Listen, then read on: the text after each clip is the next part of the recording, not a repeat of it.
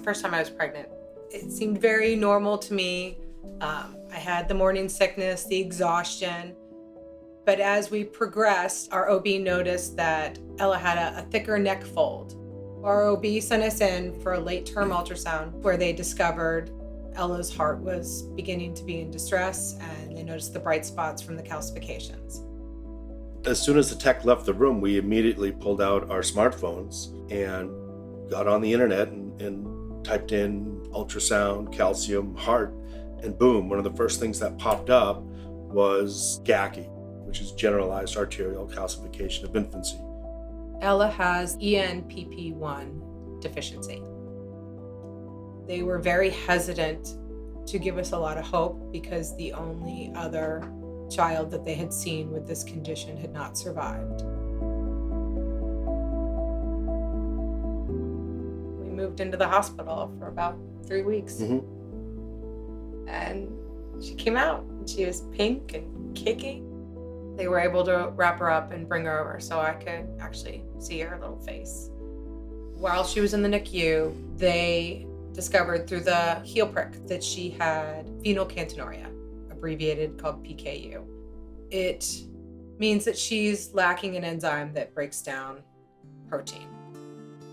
I remember the first day that I got to see Ella and hold her hand.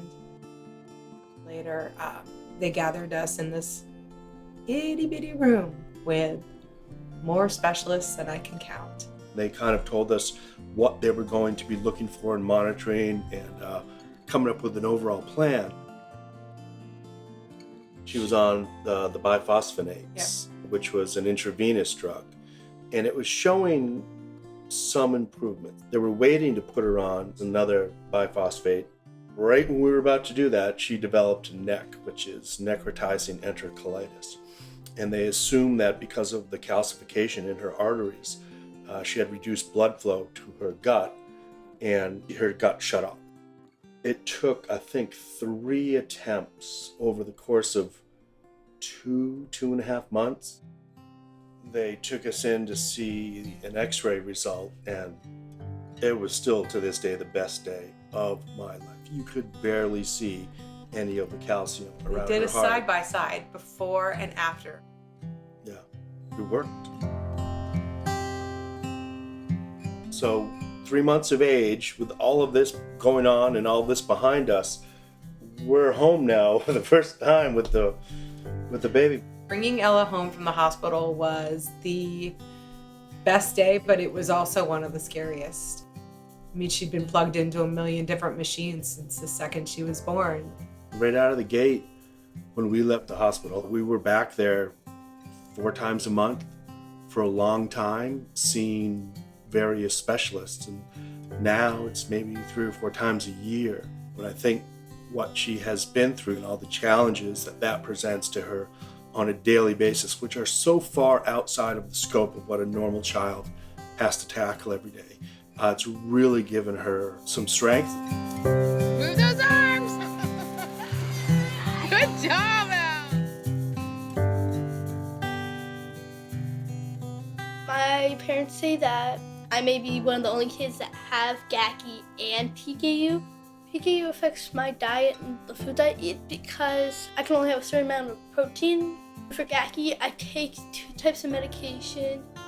She's been left with this lifelong ailment, rickets, which affects joints, bones, bone strength, bone straightness. She takes a lot of medicine for it throughout the day, and somewhere down the road, she might be faced with corrective medical procedures as this progresses. I visit the doctor every few months. It can be tough with all the shots and all the blood draws. Our approach in explaining GACI to Ella has really been in taking it in baby steps. We obviously want her to understand what's going on with her body so that she can play a role in any medical decisions.